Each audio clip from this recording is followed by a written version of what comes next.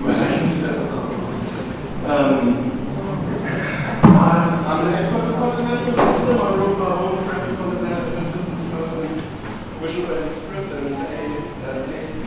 Then I moved to PHP, was a monolithic architecture, was really crappy. Then I moved to Joomla.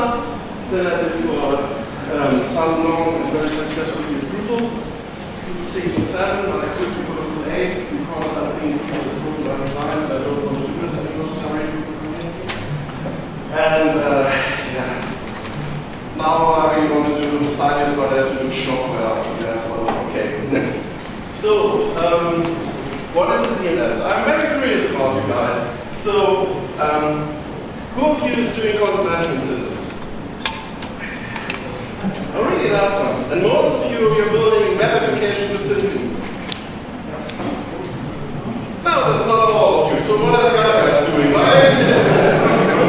Okay, so yeah, that's also what I expected. So, what is a content management system? If people want a website just for representation and most common cases for communities, they will go for a content management system for unknown reasons. I think in the early days of www, you were just going to Joomla, and then you produced your community site, and you just need a content management system. And most people consider WordPress as a content management system, and then it's the beginning of the end. So a content management system is basically something that has to solve all your problems on the internet. Anything. So it's just going to something weird or to some wild combination. So you start with just, hey, I just want to have some content, do some websites. Yes?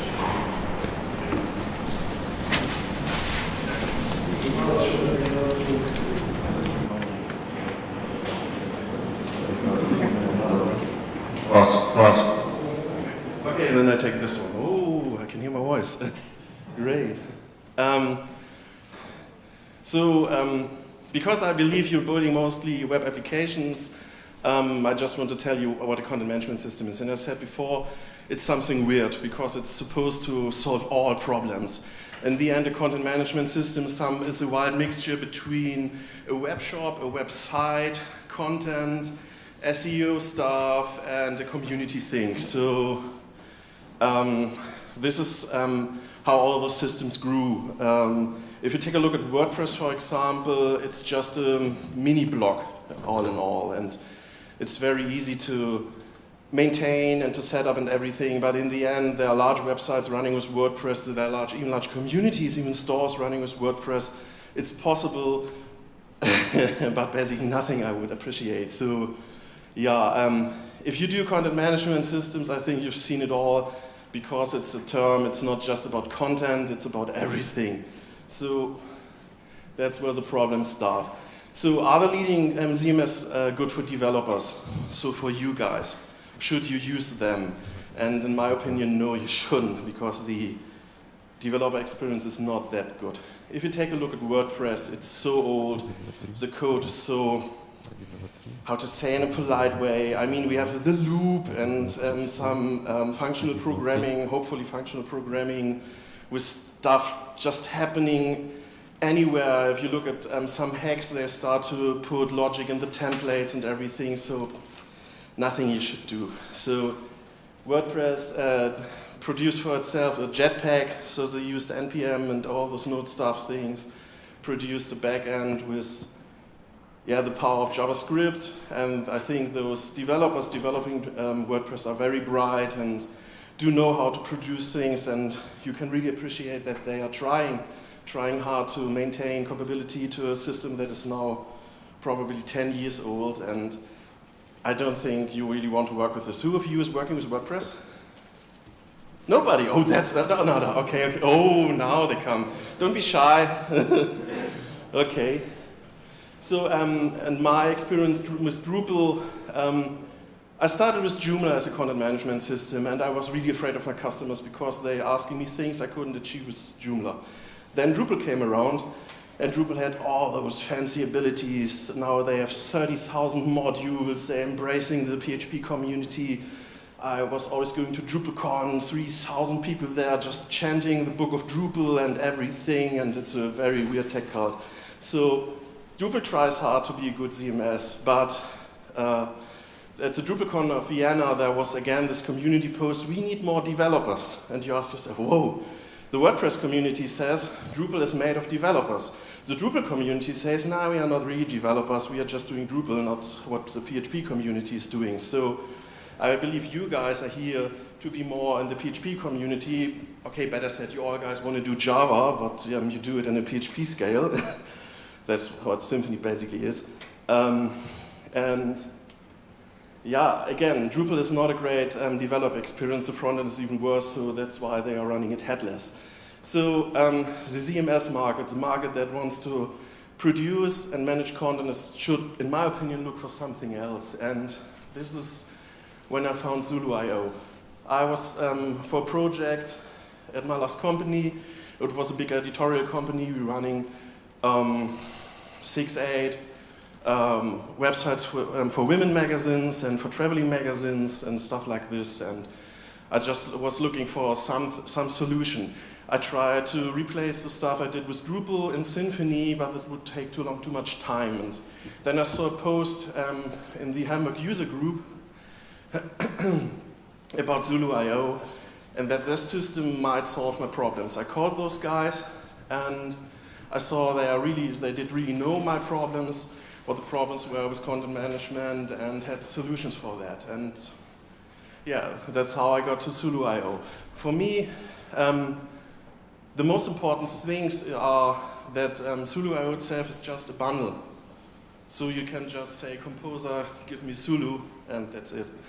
So there are no so great changes about Symfony that you couldn't say it's just a standard Symfony, it's just extended, just how it should be, and nothing like a special installation script where you have just download a zip file and get everything in just one bulky thing, and the root directory is a web directory and strange stuff like this. So yeah, in this case, you should be very familiar with this. And the second very, very important thing for me is there's no configuration in the database. Again, if we talk about content management systems, those guys are looking for systems where they try to give everything to the end user. The routes even should be maintainable by the end user. If you look at systems like PIMCore, for example, it's a product information management system as far as I know. Now they're doing a CMS with it. So the products are now articles, and the articles are just in the database, and everything is in the database, and the customer is managing all routes in the database. They have a strange routing thing that is just, you are connecting with the database, a route with a controller. So it's just, no, please don't do this. And so Zulu is something really for developers, but a wise thing for developers, because nothing is set up in the database. You have everything in your Git, you can deploy it easily, and this is really what you want. And it's very versatile, of course, because you can just use Composer and extend it like any other Symfony application. Those guys are doing it. They're from Austria. I visited them. I have good contact, so if you are in Cluj in 3 weeks at the SymfonyCon, you can meet some of them, talk to them. They're very happy for any comments. And yeah, they're extending the team, they are growing. I don't know if you have a Lidl here, it's a very big supermarket chain in Germany. They are just embracing Zulu for, I'm not that sure what they're doing with Zulu, but I think it's a big, big, big project. And let's take a look again at it. So Zulu.io is built on this kind of stack. We start with MySQL or Jackrabbit. Anybody know Jackrabbit? Okay, it's the NoSQL database from the Java guys, and it's for the PHP CR, better said for the JCR. I later explain it a little more. So it's basically the NoSQL implementation. You can run it on a Jackrabbit server. I think it's part of the Apache project, or you can use the MySQL implementation. Of course, it's using Doctrine, so you have unstructured NoSQL data, and you have structured Doctrine data. Then it's based on two frameworks, Symfony, and then the Symfony content management framework. And then you have all those different bundles, contact, media, content, whatever Zulu brings to you. So this is the basic stack. I think it's very easy and clean. And I come to the different parts a little bit later. The application stack like this is, you then have those bundles. You have a contact bundle, which is managing the user and the access things. You have a media bundle, which manages the videos, images, whatever you like. You have content, different types of content. And everything is built up with a REST API. So the whole thing is, of course, immediately RESTful. The backend is a one-page application written in the Aura framework. I'll talk a little bit about that later. And your application can be anything. So again, this is very clean and nice. You can very easily use with it. Who knows the content management framework built on Symfony? Oh, some. Interesting. Are you using anything from it? Something, yeah? Okay.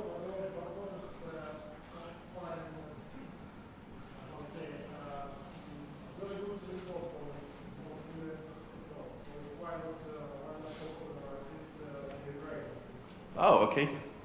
So I think the idea is very bright. You have another framework built on Symfony that is doing the most things that a normal content management thing is doing. So you should talk about routes, about menu trees, and about content. This is the most important thing for a content management system, and not really in my opinion, because to me it's more complicated, but it's okay. The most important bundle in this framework to me is the chain router. If you do a route in Symfony, I bet you use annotations and just write them into your code, in your normal controller code. But this for a content management system is not enough. The SEOs want dynamic routes. They want to route everything to everything. And you have to implement a very complex rewrite mechanic. In my opinion, you should use a reverse proxy like Varnish in front of it, and then maybe chain there something that is, yeah, okay. This is just over the top, but again, you need very complex routing for every search engine optimization guy out there. So what to do? The Symfony route is just too limited for this, because it just manages wildcards just in the route. So you do chain routing in the end. So you have different kind of routers. This is implemented in Drupal as well, as far as I know. This is a widespread component. Drupal is running 3% of the web, so I think, yeah, it's very widely spread. And the dynamic routing in the end, in Sula.io, it's looking up for standard routes, and then you can implement how many steps as you want. In the end, it will go to the dynamic router, and the dynamic router will match against MySQL. So you can basically implement any route you have there, and the user in this case can configure, yeah, okay, that's some kind of content configuration in the database, okay, maybe. But in the end, you can do any route to any route. So take a look at it. If you're building up a more complex project, I think the chain router is a bright idea. The other bundles might not apply to you. And there it is, the content repository. Comes from Java, the JCR. It is built of different kinds of content types. So you have something like a string or a number or something like this, and they are all packed together in a NoSQL database like the Jackrabbit. In MySQL, the implementation is very, very small. As far as I know, you have two tables. One is maintaining the URLs to the content, and then you have the content in different versions and languages itself. The content is safe in XML in your database.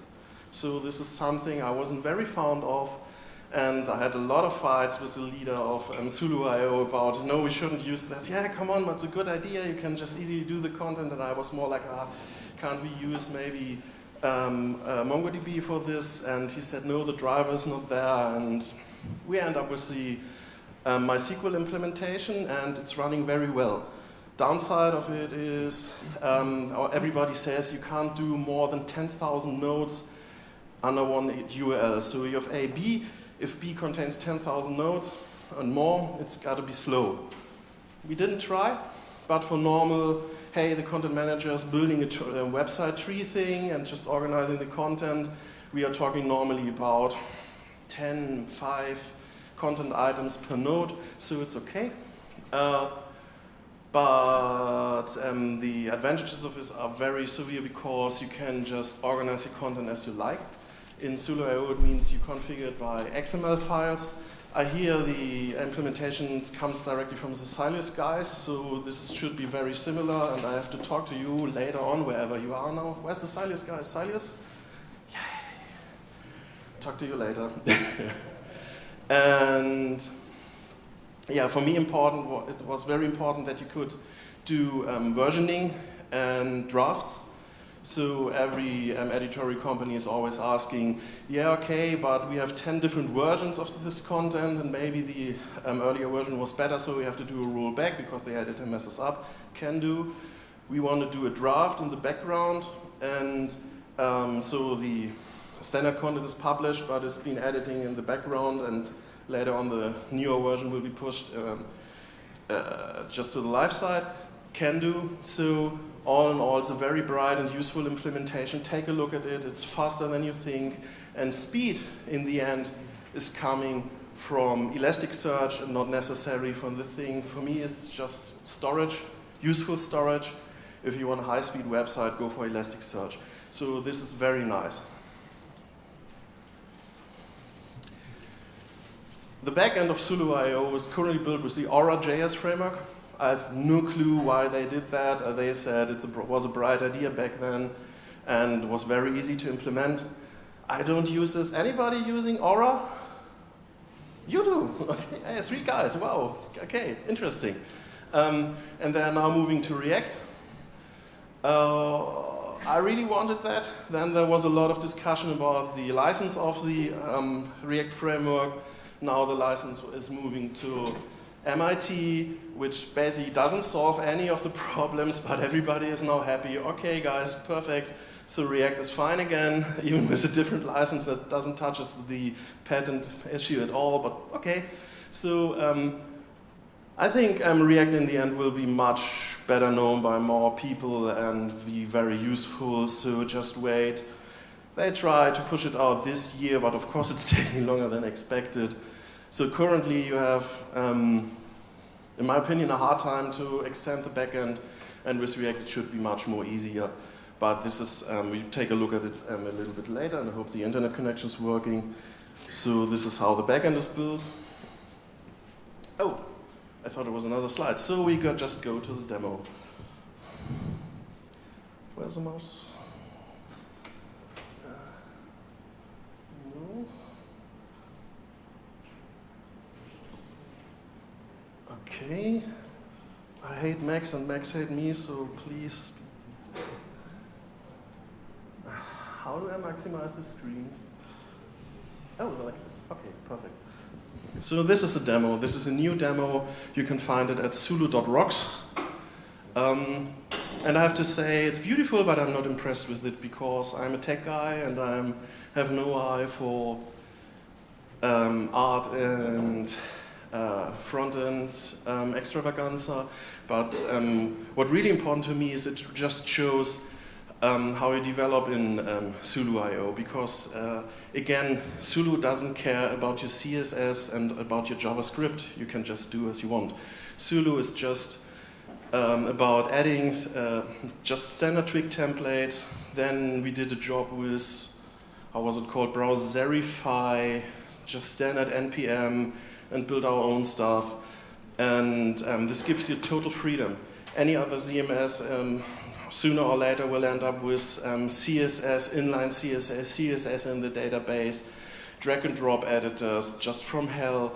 I mean, WordPress has so many impressive editors, but for us as developers, it's just so stupid because the customer is messing up with everything.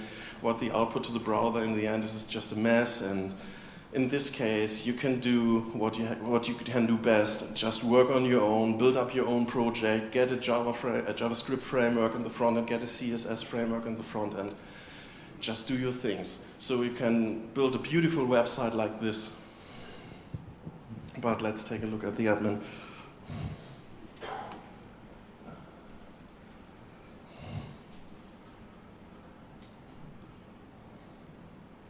Okay, this is the OR framework. Yeah, but that's a standard password, admin. That's a demo item.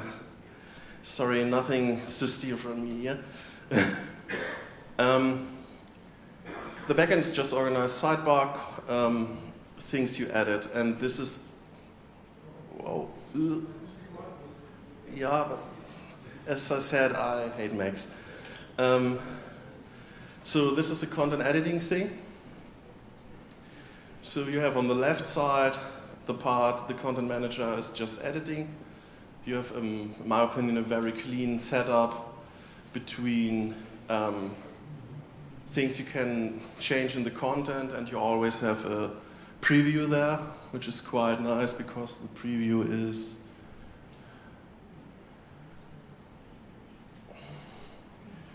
responsive, so you can easily do a preview in any kind of device you can set up, and then immediately see your breakpoints so the content manager can check. In this case, again, you see this part is prepared by you. There are other CMS out there where you can edit this part. And for example, what I really hate about Shopware is that you can set the breakpoints. The breakpoints are set up by you, not by the CMS.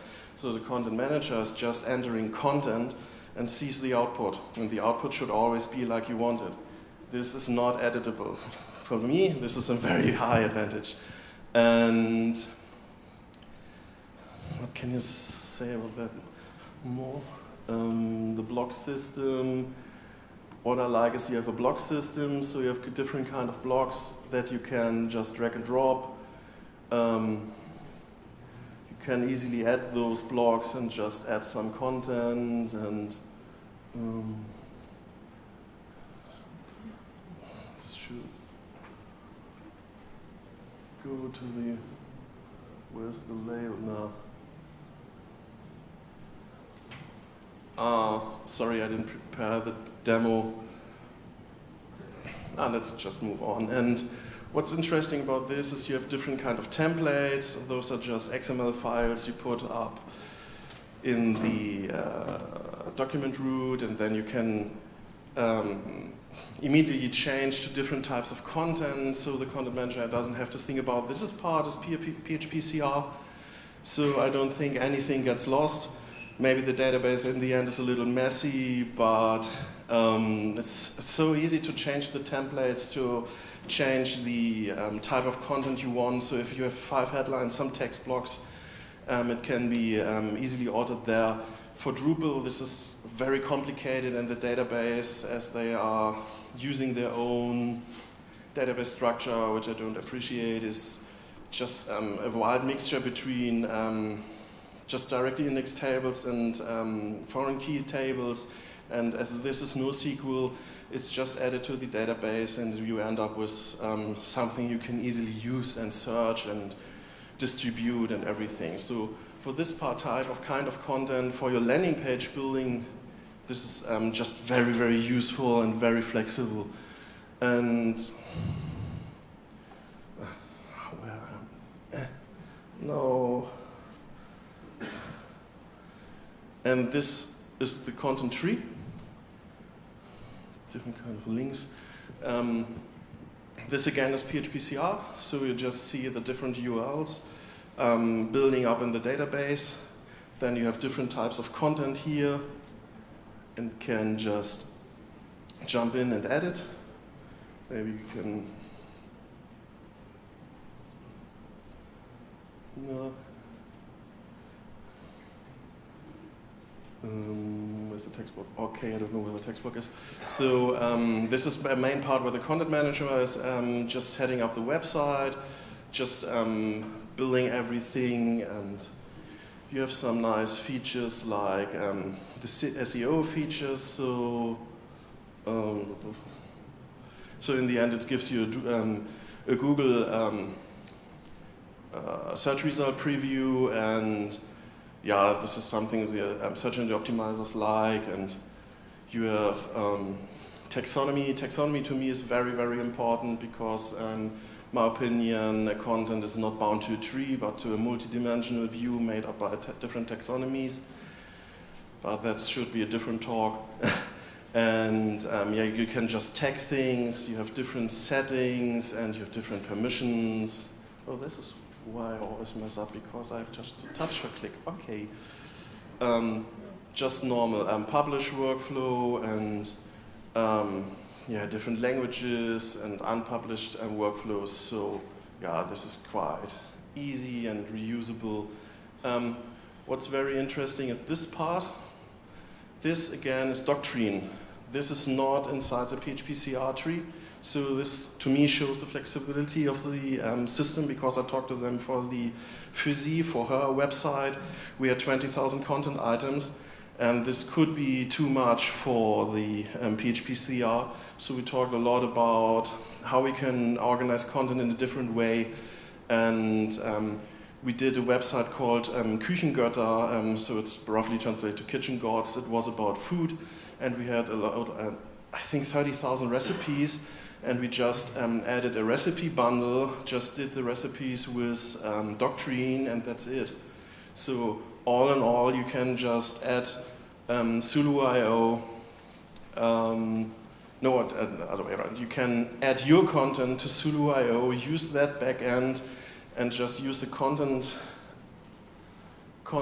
logic to edit things. Yeah. So this is not a PHP-CR content. This is a Doctrine content. This is the articles bundle, and you can separate things. So if you have any special use case, you can rather easily implement it, add it to Zulu.io, use the editing or logic, and that's it for you. To me, this is a very, very high advantage of the system, and it's much better than most of the other systems out there, because you do it in Doctrine and not in a UI where you click stuff together, and in the end nobody knows what you did there, and it's not deployable. On Drupal you then use the configuration management, dump it somewhere, upload it to a server, tell the server now add this to the database, and hope it works. In this case, everything is in your Git, everything is done by you, and it's very easy. In my opinion, it's very easy. Yeah, okay, sorry. But there's even more. You have some snippets. So the website can reuse content. It's a sub-content. So if you have something in the sidebar, like a teaser thing that is prepared, or a special kind of advertisement, you would do a snippet. Again, this can be easily programmed with Doctrine. And you can set up different kind of snippets and reuse them on the website. I think this is, again, a very nice thing. Nothing any other CMS couldn't do, but as I always say, this is not in the database. This is just written by you with standard Symfony procedures. This is something I always tease the Drupal guys with, because I think with Drupal 8.4, which appeared last week, you had a new media API added, and maybe they are going for a real media system. With Zulu, you have a very nice media system which organizes the media in different kinds of, folders or books. I think they're calling it collections. Then you can add a lot of stuff to the media. You can easily extend the stuff. You have cropping, and then you can just reuse it on the website, which is something that's problematic in Drupal 8. It was in Drupal 7 a problem, and here it's easy, like in WordPress. Yeah, so again, it's a bundle, a separate bundle. You can use it, don't use it. Who cares what you want to do with this? But in the end, it's easy to use for the end user. Then same thing for contacts. I asked them why they didn't use Friends of Symfony user bundle, but they didn't want to. So this again is a separate bundle where they just added their own users thing. People are again added in different groups. They have permissions, they have stuff, and yeah, whatever you want to add to them. And of course you can extend it. So very, very useful in my opinion. And users are bound to roles. So roles are, yeah, if you want to do some community site, the Küchengötter website did have around 3,000 users with some active users, so it easily worked. And so of course you need a backend user, an administration user group, and a guest group, and a signed-in guest group, and yeah, you can easily do that. It has categories, just normal tagging and everything, and yeah, basically that's it. Some more thoughts about it. We use the Onger search bundle for Elasticsearch. So for the Küchengötter website, the Kitchen Goat website, we just used Elasticsearch as a super cache. Everything from Zulu.io was given to the Elasticsearch, and then the HTML that was prepared was just coming from the Elasticsearch, so the site is blazing fast. We added varnish with purge, so everything is in the varnish to the end of days. But if somebody changes anything, it will be just purge from the varnish, and then easily added again. And yeah, what to say about it? I really like that system. Made my life better. And I really want to use it again, but as I said before, I now have to use Shopware or what. Yeah. So my heart lies with that, and my 30 minutes are over, and I just skip the part where I would try to talk about the source code. So thank you for listening. That's what I talk about. See you later.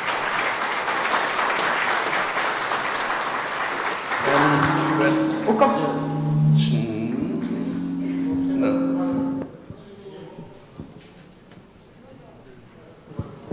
Ребят, возможно, у кого-то возникли вопросы, вы можете свободно их задавать. А? Ну, спрашивай.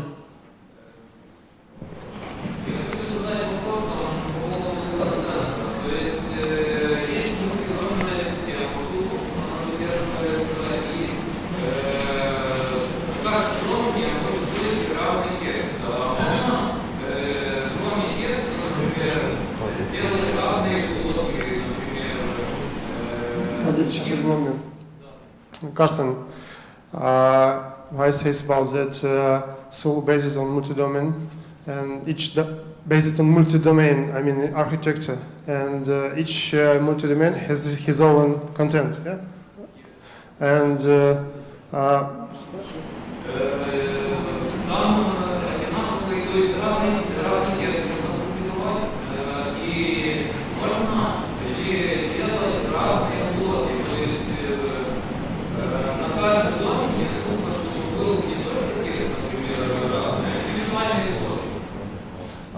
does it possible that on each domain, except on the text, I can have also different blocks? So you mean if it's capable of doing multi-clients? So you have different websites, website A.com, B.com, yeah it is. It immediately can do that. I didn't set it up, but I know it can do. So sorry, I have no details. So it's possible that manage from one panel, manage multiple sites? It's just so you can, this is Zulu.rocks, but you could have Zulu.com, Zulu.ua or something like this, and this is management for one panel. You have a XML file where you can, I don't know the terms. Sorry, you have to look up in the documentation, but it's immediately possible. It's multi-client, it's capable to do multi-client panel. And as well, blocks it shareable between the different websites, different domains. So yes, I can take this one and use it in another one domain. Yeah, that's cool. It's immediately set up for this. Yeah. Yeah, for me it's something incredible, because last time I see 1 year ago and it will look not so good like now. Okay, I have еще вопросы есть? Just a moment. I have one personal to the soul about not one, even three. First is about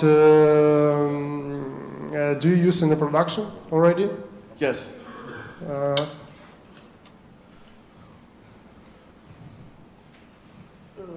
Production. It's hard to open. Okay, till you show. What about that? You mentioned about the caching. So, what's happened when I manage some page in the admin panel? This is Zulu.io. What is this? What is site? What it do? It's about food. It's almost about food. Yeah, So I can This is a big I can editorial. find recepts. Yeah, I can find. How to manage it about recept? How can you open? I have Can a you hard time to understand you because of the microphone. It's just so. how you manage the recept inside the tool? Yeah, as I said, the receipts are set up in. Oh, I forgot how they. Senshare, I think, was the back-end system GU is using. GU is a very big editorial company in Munich, and they are doing a lot of cookbooks, and I think their recipes are very well renowned in Germany. So if you see that yellow logo in Germany, you say, hey, this is a good thing. And their recipes are, as far as I remember, are entered in Senshare. Then there's an XML export, and then we did write an import script for Zulu. So everything is just imported in a Doctrine ORM thing, and yeah, in the end it's ending up in the Elasticsearch, and this is why we have this high search capabilities. It's just like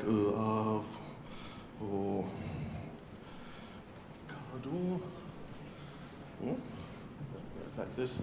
So you have anything with avocado, cream sorbet, whatever, and you can do relative fancy searching stuff, everything Elasticsearch is capable of. What's the loading on the site? What's the loading? I mean, what about the people's review the site per day? Again, sorry, those people's review? What amount the people review the site per day? So I mean, sorry, it's a year ago. I don't remember exactly, but I think the traffic was quite high. I'd say there are at any time around 20 concurrent users on this website, and some of them are logged in. As I said, they have a user base of 2,500, 3,000 people. They can add the recipes on their own and create their own cookbooks and manage everything there. They had a bigger community part that was stripped down, so I think it was quite high, but I don't have the numbers in my brain. Okay, do you use here varnish for caching? That's varnish, yes, of course. Можно я задам вопрос? Varnish is quite shitty about the configuration. So how you to do this on this side? So does Solo have some pre-configured config for the varnish to help to support varnish from the box? We're working in this case with Freestyle IT. They're more or less Drupal hoster, but this was their first and biggest Symfony project, and well, we just added some configuration to the varnish. I think we use a special header thing, so we have a different cache time from the inside to the outside, and as far as I remember, we use stale caching, so everything is delivered still to the customer while the cache is rebuilt. And all in all, we are using purge. So to the outside, it should use very small cache times, and to the inside, it's just I don't know if it was endless or it was just some days of caching. So this is how we leverage varnish. One more question is about invalidation cache. So for instance, when I'm registered, I'm a new user. So it's appear immediately on the site. It's okay. So it's not caching. I mean, user part. User part is never caching. I mean, for instance, I'm going in, I'm registering, I have my own account, I started to add the receipt, and for instance, when I add new receipt, how fast he appear on the site? So how fast cache make invalidation? So I mean, it's 1 hour, maybe 10 minutes, maybe 5 minutes. So how long you stay cache not warm up? I didn't implement the cache logic, so I'm not sure, but I would expect it's the cache is invalidated on save, but of course the different kind of content lists can't be cached. So this list, for example, of course can't be cached because it's coming directly from the Elasticsearch. No, that's not true, they are cached. I remember they are cached, but I don't know how long. So sorry, I can't answer this exactly. Yeah. In my opinion, you should go to be asynchronous in this case. So the parts that need to be done in real time should just be loaded asynchronous. I don't remember if we used edge side includes. I don't think so. But just to add this is not directly bound to Zulu because Zulu has no directly implementation of all of this. But this is all in all a standard Symfony job you can do. Yeah. So interesting topic, but not necessarily directly a Zulu topic. But yeah, just to add this. But that was the fun parts about building this website because it was capable to do this. If I use a WordPress or a Drupal, I'm completely lost. I mean, Drupal can play with time-based varnish cache and has this monstrous caching logic for itself, but you couldn't do this. This system is so loosely bound, you can add all this fancy stuff and use modern, really modern state-of-the-art technology. So, yeah, but sorry, it was a year ago, then they fired me and I don't remember anymore. Next question. Okay. First of all, thank you. And I have a few questions about multi-language support. The language part. Multi-language support. Mm-hmm. So Zulu supported directly from the box, or you have to install additional bundle or something like that? No, it's just, as far as I know, it's just basic Symfony translation thing, and it's just out of the box multilingual. Okay. The next question is how it looks like for end user. I mean, you have to edit two different articles on different languages, or same article, but you can switch between languages and you'll stay on same page, but on different language. This is PHP-CR again. So if you so the articles are just bound together by this basically the same URL. Of course, the language might switch in the URL, which I would always prefer. So it's a DEN UA or something like this. Okay. So this is bound together, and PHP-CR is out of the box multilingual. So great. And the last question is, does it possible to have the same page, but with different block structure dependent on language?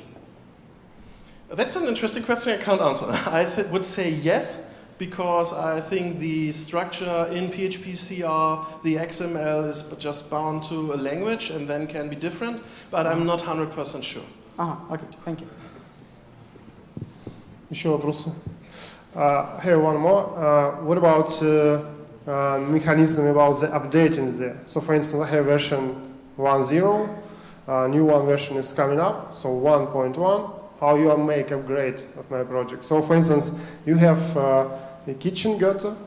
How you do upgrade? Did you even do upgrade for your Zulu basin? As we were working together with Massive Art on this, and Massive Art is developing in Zulu, it was very easy because they did the updates.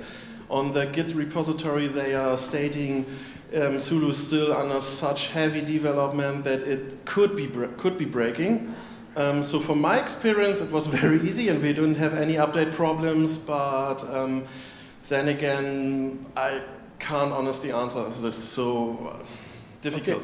Okay. And just one thing to mention, of course, everything is plain Doctrine, and PHP-CR is not the problem. So you can just Doctrine update schema or however the console thing was, and this basically works. So from my experience, it's just very smooth.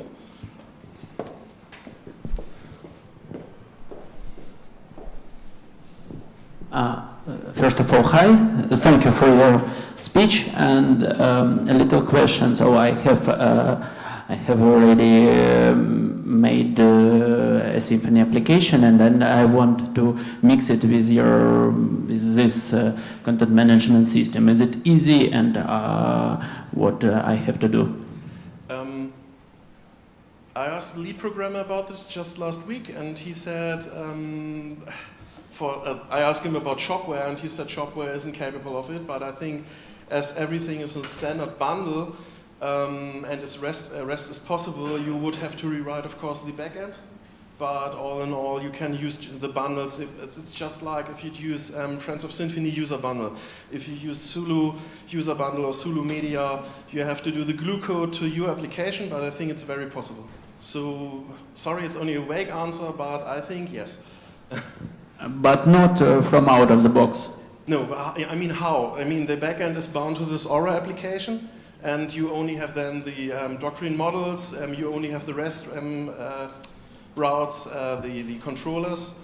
So there's no backend. How could you use that? Yeah, so you have to do the glue code is then done by you. But out of the box, yeah, I mean, you can install the bundles, just say doctrine, add it to the database, and that's it. Thank you. One more question actually I'm Okay. going to guys. So how fast you build the site with the Soul? How fast you build the site? Does it really fast than built on Bar Symfony? Well, in my experience, that site built in Drupal would take around 500 days. Everybody's laughing at me, woo, 500 days. No, I stand with this. From my experience, such a site with all the community features in Drupal will do 500 days. So I go to those massive art guys and then say, oh yeah, okay, we do a launch in 300 days. And I thought, yeah, okay, do your things, I don't believe you. And in the end, we ended up with 500, 600 days. So I think it's average. It's not really faster than anything else. I mean, I set up a WordPress website in 3 hours maybe. I set up a good Drupal website in 10 days. But all in all, if you do a project of that size, you end up with hundreds of days, from my experience. And there's so many things, even in the to discuss in the structure, how things are done, and then you have to do so many development things, so it all just comes together. So I would say average, but in the end you have the better product that is very much deployable, very much maintainable, and that's more worth it. But compared to any other site, it's just the same speed you have with a project in that size. So. Hello, and thank you for the speech. I have a question about Jackrabbit usage in Zulu.io. I don't use Jackrabbit, we always use MySQL. Sorry, I don't think I can answer it. Еще вопросы, ребят, есть? Yes, I have a question. What about search social optimization? It's like WordPress have a lot of plugins for SEO. What about Zulu? Yeah, this is of course a problem. It's a rather new project. I don't think the WordPress community is so fantastic and so big, so they have around, don't know, 50,000 plugins or something. Of course, Zulu basically doesn't have any third-party plugins. This is something, hey, you guys can get on programming, so everybody will be in a happy open source community. And yeah, but currently you can't say there are any plugins out there. That's it. Is it possible to change template layout for different site sections on header? Standard footer? Symfony. Anything you can do with Symfony, you can do with Zulu. But who would really move away from Twig? So. Okay, thank you. Все, вопросов больше нет? Karsten, thank you very much. Thank you. Nice experience.